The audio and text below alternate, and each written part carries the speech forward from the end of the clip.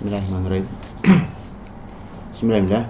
Wassalatu wassalamu ala Rasulillah wa ala alihi wa sahbihi wa man wala wa man tabi'ahum bi ihsanin ila yaumil qiyamah wa ba'du. Fa inna asdaqal haditsi kitabullah wa khairal hadi Muhammadin sallallahu alaihi wasallam. Wa syarrul umuri muhdatsatuha fa inna kulla muhdatsatin bid'atun wa kulla bid'atin dhalalatun wa kulla dhalalatin finnar. Alhamdulillah sekarang ada di Durusul Lughah jilid 3 ya. Jilid 1 sudah, jilid 2 sudah, sekarang kita ada di jilid 3. Dan tentu saja sebagaimana jilid 2 lebih susah ya, lebih tinggi teorinya dari jilid 1, begitu juga dengan jilid 3, lebih tinggi teorinya dari jilid 2. Di bab yang pertama ini, di pelajaran yang pertama dari jilid 3 ini, kita langsung disodori, kita langsung disuguhkan bab mengenai al-i'rab wal bina. Karena memang fokus ilmu nahwu itu memang ada di ujung-ujung setiap akhir kata ya, baik itu isim ataupun fi'il ya, karena kalau huruf itu jarang perubahannya ya, bahkan bisa dikatakan tidak ada huruf itu yang huruf terakhirnya berubah-ubah. Nah, kita lihat di sini di ad-darsul awwalu ini, di pelajaran yang pertama ini, di sini ada judul babnya adalah al-i'rab wal bina. Ya. Jadi di sini langsung ke teori. Berbeda dengan pelajaran sebelumnya, setelah judul pelajaran ad-darsul awwal, ad-darsul tsani langsung masuk ke percakapan. Nah, sekarang ada teorinya dulu. Sebetulnya yang akan dipelajari di pelajaran yang pertama ini, prakteknya sudah kita lakukan selama kita mempelajari jilid 1 dan jilid 2. Nah, cuman yang memang karakter dari Durusul Lughah ini adalah tidak langsung menyodori dengan teori. Ya, jadi para peserta itu disuguhi dengan latihan dulu, memahami latihan dulu, perubahan-perubahannya, teorinya belakangan. Ya, jadi ketika misalkan istilahnya itu, kenapa harokatnya berubah-ubah nggak disebut itu mu'rab. Kenapa harokatnya tidak berubah tidak disebut dulu, itu adalah mabni. Nah, di jilid yang ketiga ini kita dikenalkan dengan istilah yang pertama adalah al-i'rab wal bina. Ya, al-i'rab wal bina. I'rab secara bahasa artinya adalah tidak berubah-berubah ujungnya, sedangkan bina artinya adalah tidak berubah. Yang pertama, seperti yang kita jelaskan di pelajaran yang pertama banget di muqaddimah sebelum kita masuk ke jilid 1, bahwasanya klasifikasi kata dalam bahasa Arab itu ada 3. Isim, al-ismu, kemudian al-fi'lu, kemudian al-harfu. Isim, kemudian fi'il, kemudian huruf. Dari ketiga klasifikasi kata ini ya, kalau dikaitkan dengan bab yang sekarang yaitu al-i'rab wal bina, maka bisa dikatakan semua huruf itu bina. Tidak ada satupun huruf yang mu'rab. Kemudian fi'il ada yang bina, ada yang i'rab. Hukum asal dari fi'il itu bina. Ya. Kemudian isim ada yang mu'rab, ada yang mabni. Ada yang bina, ada yang i'rab, dan hukum asal dari isim itu adalah i'rab, gitu ya. Nah, makanya di sini didahului ya, al-i'rab wal bina bagian yang pertama adalah fil asma. Yang mu'rab dengan yang mabni dari golongan isim. Kita lihat di sini. Al-ismu imma mu'rabun wa imma mabniyun. Ya, mu'rab tentu saja isim fa'il, mabni juga sama isim fa'il dari kata i'rab dengan bina. Isim tuh ada yang mu'rab ya, ada yang mabni. Kemudian disebutkan berikutnya, fal mu'rabu ma taghayyara akhiruhu bisababil amili. Yang disebut dengan mu'rab adalah apa-apa, yang maksud apa-apa di situ tentu saja adalah isim ya. Yang disebut dengan mu'rab adalah apa-apa yang akhirnya berubah dikarenakan ada suatu amil, disebabkan karena ada amil. Amil ini adalah faktor luar ya, yang datang sebelumnya, kemudian si faktor ini masuk ke isim, mempengaruhi harokat huruf terakhir dari isim tersebut. Contoh, perhatikan misalkan kata al-mudarrisu. Ya, di sini karena harokat itu ada 3, yaitu fathah, kasroh, dhammah, maka al-mudarrisu ini mengalami 3 harokat. Al-mudarrinya tidak berubah. Harokat al-mudarrinya tidak berubah. Yang berubah adalah harokat huruf terakhirnya. Makanya disebut dengan i'rab atau mu'rab, ini hanya terjadi di huruf terakhir saja. Lihat di sini. Di sini ada al-mudarrisu, al-mudarrisa, dan al-mudarrisi. Kenapa bisa al-mudarrisu? Lihat di sini. Contohnya adalah ja'al mudarrisu. Al-mudarrisu dhammah ini dihukumi marfu'. Ya, dihukumi marfu'. Marfu' itu apa? Marfu' itu kondisi isim harokatnya dhammah. Kalau dia memang isim mufrad, ya, nanti akan dijelaskan lebih lanjut. Dan yang karena di sini posisinya ja'al mudarrisu di situ sebagai fa'il, maka marfu ini, istilah marfu ini dia ada di beberapa posisi, ya. Jadi ada beberapa posisi kalimat yang dihukumi marfu. Seperti misalkan fa'il, kemudian mubtada, khobar, akan dijelaskan berikutnya. Kalau untuk pemula anggap saja marfu ini adalah dhammah, ya. Kemudian sa'altul mudarrisa. Ya, ja'al mudarrisu, guru tersebut telah datang. Sa'altul mudarrisa, saya bertanya kepada guru tersebut. Saya bertanya, subjeknya sudah ada, yaitu saya. Al-mudarrisa di situ jadi objek karena saya bertanya ke guru. Nah, al-mudarrisa di situ fathah, istilahnya adalah mansub. Al-mudarrisu di yang pertama tadi, al-mudarrisu, kenapa dia harokatnya dhammah? Ya, kenapa dia harokatnya dhammah? Sering saya katakan untuk pemula bahwasanya al-mudarrisu harokatnya dhammah karena memang startnya itu dari dhammah, ya. Nah, di sini kita akan katakan bahwasanya sesuatu itu jadi dhammah itu bukan karena awalnya memang dhammah. Ketika ditanya bahasa Arabnya guru apa, al-mudarrisu, itu kan tidak ada yang mengatakan bahasa Arabnya guru apa, al-mudarrisi. Tidak ada yang mengatakan al-mudarrisi. Ketika ditanya kosakata bahasa Arabnya guru apa, orang akan langsung mengatakan al-mudarrisu. Jadi dhammahnya al-mudarrisu bukan karena startnya memang dari dhammah. Di sini ja'al mudarrisu, yang menyebabkan al-mudarrisu ini jadi dhammah adalah adanya ja'a. Ja'a ini kata kerja, dan kata kerja membutuhkan fa'il atau pelaku, dan fa'il dihukumi marfu atau dhammah. Jadi al-mudarrisu ini jadi dhammah karena ada pengaruh dari ja'a.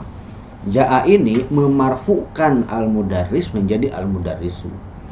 Kemudian sa'altu, nah gabungan sa'ala dengan dhamir tu menjadi sa'altu, ya. Nah, ini mempengaruhi al-mudarris.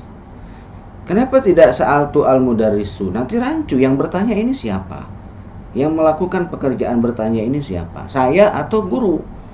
Ya, nah, karena tu di situ jelas banget, yaitu adalah pelakunya, yaitu saya yang bertanyanya, maka mau tidak mau al-mudarris ini menjadi objek, ya, yang ditanya oleh saya. Nah, gabungan antara sa'altu ini, ya, mempengaruhi al-mudarris menjadi al-mudarrisa, jadi objek, ya.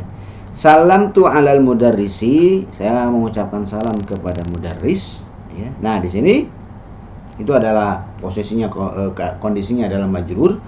Mudarris di sini jelas sekali, ya. Harokatnya jadi kasroh bukan karena salam tunya, tapi karena ada ala huruf jarnya di situ, ya. Kemudian wal mabniyu ma la yataghayyaru akhiruhu bisababil amili, dan yang disebut dengan mabni adalah, ya, apa-apa yang tidak berubah ujungnya dikarenakan suatu amil. Ada amil yang masuk, ya, ada pengaruh yang masuk, ujungnya tidak berubah. Ada pengaruh yang masuk, tidak ada pengaruh, ataupun ada pengaruh yang masuk ke kata tersebut, ujungnya tidak berubah, itulah yang disebut dengan mabni. Contoh kita lihat di sini. Haulai. Ujungnya hamzah dan hamzahnya kasroh. Dan ini akan selalu kasroh. Ya, kalau misalkan apa bahasa Arabnya ini untuk orang-orang yang banyak, haulai. Ya. Tidak haulau, tidak, tapi haulai. Kita masukkan ja'a. Ja'a ini memarfukan fa'ilnya, pelakunya harus marfu, ya, seperti yang saya sampaikan tadi, marfu itu adalah dhammah. Tapi ketika fa'ilnya adalah haulai, orang-orang ini telah datang, ya, maka tidak menjadi haulau. Dia tetap ja'a haulai. Ja'a haulai, telah datang orang-orang ini. Nah, maka haulai ini, ya, sebetulnya dia di situ sebagai fa'il ya, tapi karena dia harokatnya mabni, tanda bacanya nggak berubah, haulai tetap haulai, maka dia tidak kita katakan marfu. Marfu ini hanya untuk yang mu'rob saja ya, sedangkan untuk yang mabni kita menyebutnya tuh fi mahalli raf'in. Dia tetap dalam kondisi seperti itu, kondisi mabni, tapi dia di tempat yang seharusnya marfu. Itu maksudnya. Sa'altu haulai, saya bertanya kepada orang-orang ini, karena haulai ini pasti manusia ya, tidak mungkin benda. Haulai ini untuk yang berakal. Sa'altu haulai, saya bertanya kepada orang-orang ini. Nah, haulai di situ jadi maf'ulun bihi, maf'ulun bihi harusnya fathah. Tapi karena dia mabni, dia kasroh. Fi mahalli nasbin, kita menyebutnya fi mahalli nasbin. Kemudian salam tu ala haulai, saya mengucapkan salam kepada orang-orang ini. Nah, dia jadi kasroh bukan karena ada ala, dia jadi kasroh karena memang asalnya mabni ya. Fi mahalli jarrin, di tempat yang seharusnya dia majrur. Gitu ya, itu yang disebut dengan mabni. Berikutnya, kemudian al-mu'rabu wal mabniyu minal asma'i. Nah, itu istilahnya itu pendahuluan mengenai definisi mu'rab dengan yang mabni. Sekarang yang dari isim dulu ya. Al-asma'u kulluha mu'rabatun ma'adal fi'atil atiyata. Isim semuanya itu mu'rab kecuali isim-isim berikut. Yang kecuali beberapa kelompok berikut. Hukum asal dari isim itu mu'rab. Hukum asal dari isim itu mu'rab. Kalau ada isim yang mabni, berarti dia keluar dari hukum asal. Ya. Nah, yang keluar dari hukum asal ini harus dipertanyakan sebabnya, dan tentu saja di sini tidak akan dijelaskan ya, karena ini termasuk materi lanjutan. Seperti misalkan tadi haulai itu kan mabni. Haulai ini isim. Isim kan seluruhnya mu'rab. Nah, ketika isim haulai ini mabni, berarti dia keluar dari hukum asal mu'rab. Kenapa dia keluar? Nah, itu bukan di sini pembahasannya ya. Yang pertama adalah ad-dhamairu. Dhamair jamak dari dhamir. Dhamir kata ganti, dhamair kata-kata ganti. Seperti misalkan mithlu huwa, kemudian hum, anta, antum, ana, zahabtu ya. Kemudian zahabtu, zahabta, zahabti. Zahabat enggak masuk. Ya, karena zahabat tidak ada domir baris di situ. Tak yang ada di zahabat itu huruf. Jadi yang dimaksud dengan di sini adalah zahabtu, zahabta, zahabti, kemudian qalu. Domirnya yang mananya? Domirnya adalah wawunya. Ya. Huwa, huma, huwa, hum, anta, antum, ana. Ini domir marfu, ya. Domir dalam kondisi marfu, domirnya ini munfasil, terpisah. Terpisah dari kata sebelumnya. Sedangkan tu, zahabtu, zahabta, zahabti, tu, takti, qalu dengan wawu yang ada di qalu, ini sama juga domir marfu karena dia pelaku dari kata kerja ya. Kemudian dia mutasir karena nempel dengan fiilnya. Hadhihi dhamairu raf, ini adalah domir dalam keadaan rafah. Gitu. Berikutnya, ra'aituhu as'aluka dorobani. Hu ya, saya melihatnya. Kemudian as'aluka, saya bertanya kepadamu. Dorobani, dia memukul saya. Nah, yang di sini hadhihi dhamairun nasbi, ini adalah domir nasab. Domir nasabnya yang mana? Bukan ra'aitunya, karena ra'aitu tadi di marfu ya. Bukan as'alunya. Ya, domir mustatir wujuban yang ada di as'alunya bukan, tapi yang sedang kita bahas adalah domir nasabnya sebagai objek, yaitu ha, kemudian kaf, kemudian ya mutakallimnya. Hu, ka dengan ya-nya. Ya, itu yang disebut dengan domir nasab ya. Jadi domir itu berbeda-beda. Ketika kita misalkan menyebutkan fi'il madhi ya, kita menyebutkan fi'il madhi, daraba, darabu, darabat, darabata, darabna, darabta, darabtuma, darabtum, darabti, darabtuma, darabtunna, darabtu, darabna. Nah, ini semuanya ada domir rafa'nya. Ada yang terlihat domir rafa'nya, ada yang tidak terlihat. Yang tidak terlihat domir huwa dan domir hiya. Daraba dengan darabat itu domirnya tidak baris, tidak terlihat. Yang lainnya dorobu, doroba, ya, kemudian dorobta, dorobti, dorobtuba dan seterusnya, itu ada domir barisnya, dan semua domir baris yang muncul di situ itu adalah fa'il, semuanya marfu. Nah, kalau domir mansubnya bagaimana?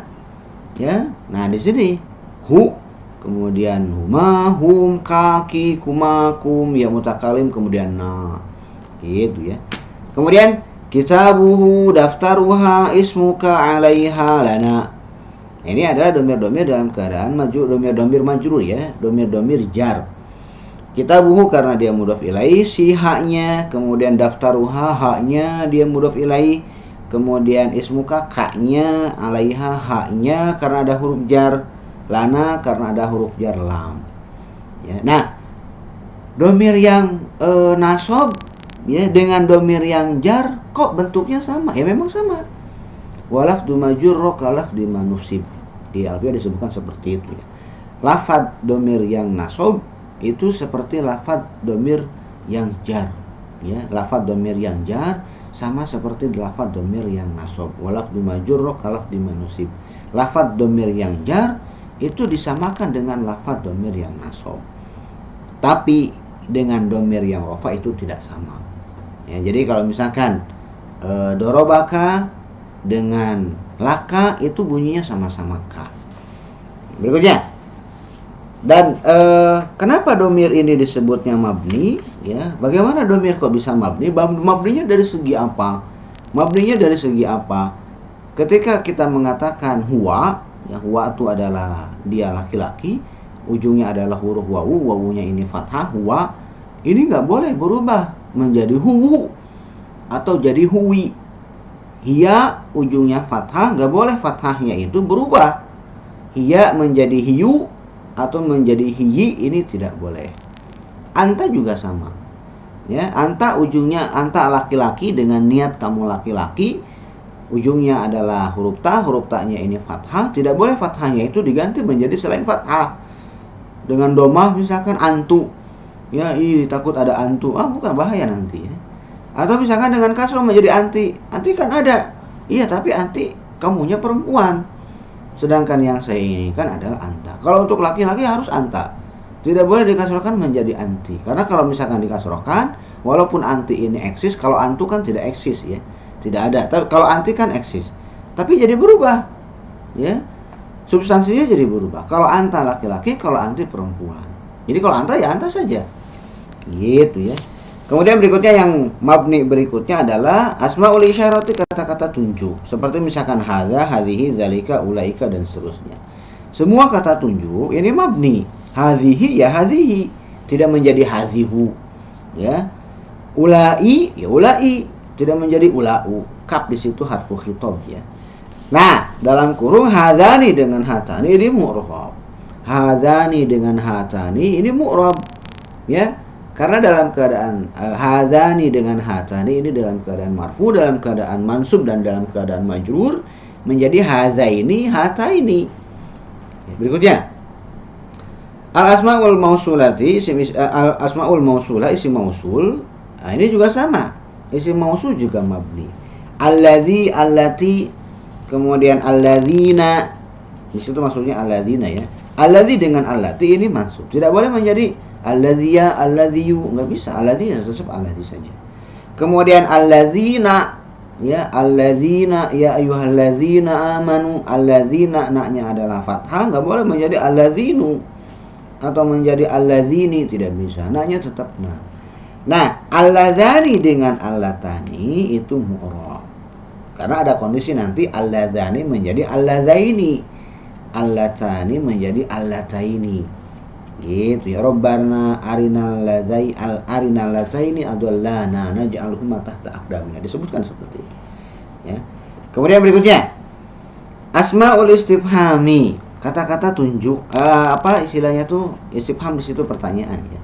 Isim-isim untuk pertanyaan seperti man siapa, aina mana, ma apa, mata kapan, kaifa bagaimana. Ini semuanya isim. Dan ini semuanya pertanyaan. Siapa? Man siapa, nunnya sukun, dan kalau sudah sukun sukun aja. Dia tidak bisa menjadi domah. Manu. Aina ujungnya fathah. Ketika ada ila tidak menjadi ila aini, tetap ila aina. Ma mata kaifa juga sama. Gitu ya. Kemudian ba'du zurub, sebagian zorob ya. Zorob itu ada yang mu'rab, ada yang mabni. Zorob itu ada yang mu'rab, zorob juga ada yang mabni. Nah, di sini disebutkan sebagian dzaraf yang dzaraf yang mabni ya, seperti idza, kemudian al-ana, haitsu, amsi ya. Seperti misalkan wa man yattaqillaha yaj'al lahu makhraja wa yarzuqhu min haitsu la yahtasib. Wa yarzuqhu min haitsu, tidak menjadi min haitsi, dia tetap min haitsu. Kemudian asmaul af'al, isim-isim fi'il. Isim fi'il itu adalah bentuknya isim tapi maknanya fi'il ya. Dan ini enggak terlalu banyak ya, kasusnya sedikit sekali. Contohnya adalah amin. Ini adalah isim ya, tapi dia artinya itu adalah fi'il amr. Istajib ya.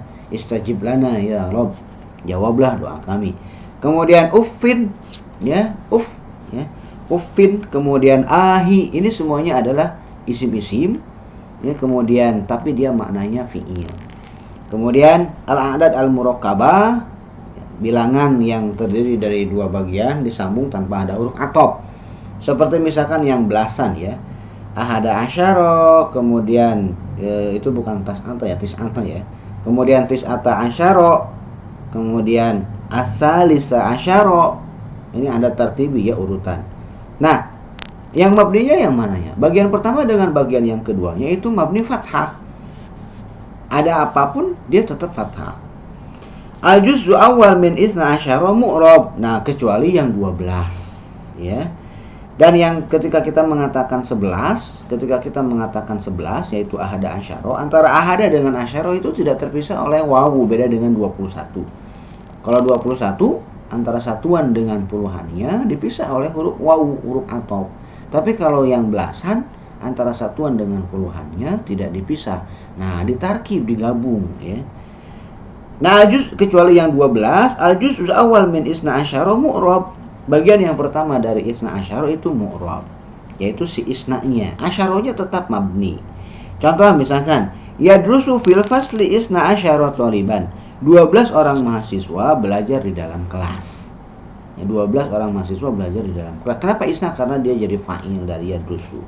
Ro'a itu isnai ya, isna ini dianggapnya itu musanna ya, maka yang asalnya alif berubah menjadi ya. Ro'a itu isnai asyara thaliban, asyaranya tetap asyara, isnanya yang berubah menjadi isnai karena dia jadi maf'ulun bihi dari ro'a itu. Thalibannya di situ jadi apa? Thalibannya bukan maf'ulun bihi ya. Thaliban di situ jadi ban, itu bukan karena ada ro'a itu enggak. Karena ketika di atas pun ketika dia jadi fa'il, isna asyara thalibannya tetap thaliban. Terus kenapa thaliban harokatnya fathah? Dia jadi tamyiz. Ya. Hadzat ta'amu lisnai asyara thaliban. Makanan ini untuk 12 orang mahasiswa. Jadi isnai, kenapa? Karena ada huruf jar lam di situ. Lisnai asyara thaliban. Berikutnya, alamatul i'rab al-asliyah wal far'iyah. Ya, sekarang ciri-ciri atau tanda-tanda sesuatu itu mu'rab, ciri-ciri yang asli dengan ciri-ciri yang cabangnya. Yang aslinya apa? Terus kalau ada ciri-ciri yang lain selain dari yang asli, itulah yang disebut dengan ciri-ciri cabang. Alamatul i'rab al-asliyah itu fil ismi, ya, alamat-alamat i'rab, ciri-ciri i'rab yang asli yang ada di dalam isim, ya. Karena isim itu cuma mengalami tanda baca yang asli itu kan ada 4. Fathah, kasrah, dhammah, sukun. Nah, isim bisa mengalami 3 dari 4. Fathah, kasrah, dhammah. Isim tidak bisa mengalami sukun. Tidak bisa kita mengatakan al-masjid kabirun, enggak bisa, harus al-masjid. Kalau fi'il kebalikannya. Fi'il bisa sukun tapi fi'il tidak bisa kasrah. Jadi fi'il itu dhammah, kemudian fathah, kemudian sukun, tidak ada fi'il yang kasrah. Ya, yang pertama adalah ad-dhammah wa hiya alamatur raf'i. Yang pertama adalah dhammah, dan dhammah ini adalah alamatnya rafa', marfu'nya dengan dhammah. Kemudian fathah wa hiya alamatun nasbi, alamat nasabnya dengan fathah. Kemudian kasrah, ya, kasrah ini adalah alamat utama dari jar. Artinya kalau ada yang marfu' tapi bukan dengan dhammah, berarti itu bukan ciri asli. Kalau ada yang nasab tapi bukan dengan fathah, berarti itu bukan ciri asli. Jar bukan dengan kasrah, berarti bukan ciri asli. Ya. Wa hunaka alamatun ukhra far'iyatun, dan ada juga alamat-alamat yang lain far'iyah tapi dia bukan alamat inti, alamat cabang. Wahia fil anwa'il atiyati minal asma'i. Nah, alamat-alamat yang cabang tadi ada di isim-isim berikut. Yang pertama adalah jam'ul muannatsis salimu. Yang pertama adalah jamak muannats salim. Alamatun nasbi fihi al-kasratu. Alamat nasabnya adalah dengan kasroh. Alamat rafa dengan jarnya bagaimana? Sama. Jadi jamak muannats salim, ya jamak muannats salim, rafa'nya dengan dhammah, nasabnya keluar dari alamat inti. Alamat inti nasab itu adalah fathah, dia kasroh. Kemudian jarnya dengan kasroh sama dengan alamat inti. Nah, di sini disebutkan disebutkan di buku ini langsung ya dengan alamat cabang. Alamat intinya nggak dibahas ya. Alamat rofa dengan alamat jarnya nggak dibahas. Jam'ul muannatsis salimu alamatun nasbi fihi al-kasratu. Alamat nasab untuk jamak muannats salim itu adalah kasrah. Contoh, khalaqallahu samawati wal ardo. Kalau al-ardo bukan jamak muannats salim, maka dia tetap fathah karena jadi maf'ulun bihi dari khalaqallahu. Tapi as-samawatinya dia kasrah. Keluar dari tanda inti ya. Nah, jamak muannats salim ketika marfu dia fathah, ketika majrur dia kasrah sama dengan alamat inti. Tapi ketika dia mansub dia kasroh, keluar dari alamat inti yang harusnya adalah fathah. Berikutnya, al-mamnu'u minas sorfi, ya, yang terlarang dari tanwin. Alamatul jarri fihi al-fathatu. Alamat jarnya adalah dengan fathah. Alamat rafa dengan alamat nasabnya bagaimana? Sama dengan alamat asli. Ya. Contoh misalkan idhab ila fir'auna. Idhab ila fir'auna. Pergilah kamu ke Fir'aun. Ila huruf jar. Fir'auna tidak jadi Fir'auni karena dia tidak bertanwin. Ya. Berarti Fir'aun ini rofanya bagaimana? Ya dengan dhammah. Fir'aun ini nasabnya bagaimana? Ya dengan fathah sama seperti alamat asli. Tapi ketika dia jadi jar, ketika ada huruf jar, dia tidak kasroh tapi dia fathah. Nah berarti yang tidak bertanwin al-mamnu minas sorfi ketika dalam keadaan kasroh keluar dari alamat asli, dia masuk ke alamat yang cabang yaitu fathah. Berikutnya, al-asmaul khamsatu, isim-isim yang 5. Apa isim yang 5 tuh? Abuka, akhuka, ya, hamuka, kemudian fuka, kemudian zu. Hamuka ataupun hamuki sama ya. Kemudian kullul alamati fiha far'iyatun. Semua tanda yang ada di isim yang 5 ini semuanya adalah cabang ya. Kalau yang nomor 1 dengan nomor 2 perubahannya dengan harokat. Kalau yang nomor 3 ini perubahannya dengan huruf. Karena perubahan ada di huruf terakhir ya. Nah, kalau abu ini huruf terakhirnya berubah. Ya, contoh misalkan alamat rofa'nya asmaul khamsah ini dengan wawu. Contoh misalkan aja'a abuka, apakah bapak kamu telah datang? Ada wawunya di situ. Ya. Jadi yang namanya alamat, sebelum saya teruskan, yang namanya alamat itu adalah tanda. Yang namanya tanda itu pembeda. Ya, yang namanya tanda itu pembeda. Kalau misalkan ada 2 orang yang kembar, ini enggak pasti, tidak mungkin 100% sama, pasti ada satu yang berbeda. Mungkin yang satu ada tai lalatnya, yang satu tidak ada tai lalatnya. Maka tai lalat ini menjadi tanda, ya. Hidung tidak bisa dijadikan tanda. Kenapa? Karena mungkin si kembar ini hidungnya sama. Tapi kalau yang tai lalat, yang satu ada, yang satu enggak, maka tai lalat ini dijadikan tanda. Nah, sekarang kita lihat bapak, ya. Bapak ini huruf ba-nya tetap, tapi setelah ba-nya ada wawu. Dan ketika dia nasab, alamatun nasbinya adalah al-alifu. Contohnya misalkan a'rifu abaka. Saya kenal bapak kamu. Abuka abaka. Hamzah ba wawu kaf. Hamzah ba alif kaf. Nah, yang berubah kan, yang berbeda kan wawu dengan kafnya. Ba-nya sama, hamzahnya sama.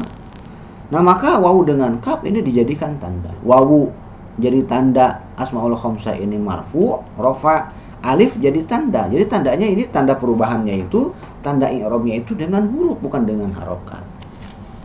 Kemudian alamatul jarri dengan ya. Alamatul jarri al-ya. Alamat jarnya adalah dengan ya.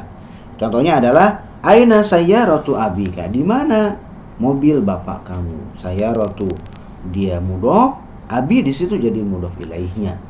Ya. Nah, di situ yang asalnya alif wawu sekarang berubah jadi ya karena dia jadi mudhof ilaih majrur. Nah, maka ya di sini jadi tanda kalau asmaul khamsah ini si abu ini menjadi majrur. Jadi di sini dengan huruf ya. Oke, mungkin itu dulu istilahnya itu. Oke, ini ada sedikit lagi saya teruskan di sini ya. Tu'rabul asmaul khamsatu bihadhil alamati idza kanat mudhafatan ila ghairi ya'il mutakallimi. Asmaul khamsah yang tadi ya di-i'rab dengan tanda-tanda ini, yaitu dengan wawu, dengan alif, dengan ya, kalau si asmaul khamsah tersebut dimudhafkan bukan ke ya mutakallim, bukan ke dhamir ana. Kalau dimudhafkan ke dhamir ana berarti tandanya lain ya. Wa illa uribat bil alamatil asliyati. Kalau tidak dimudhafkan ya, kalau tidak dimudhafkan maka dia dengan alamat asli, yaitu dengan harokat. Contoh, li akhun sa'altu akhon anta ka akhin, dengan harokat ya. Li akhun dengan dhamma, sa'altu akhon dengan fathah, anta ka akhin dengan kasroh. Itu kalau si al asmaul khamsah tadi tidak dimudhafkan. Kalau dimudhafkan ke ya mutakallim, itu yang akan nanti dibahas ya. Mungkin itu yang bisa saya sampaikan untuk pertemuan permulaan pada kali ini. Kita akan lanjutkan lagi karena pelajarannya masih banyak. Subhanakallahumma wa bihamdika asyhadu an la ilaha illa anta astaghfiruka wa atubu ilaik. Assalamualaikum warahmatullahi wabarakatuh.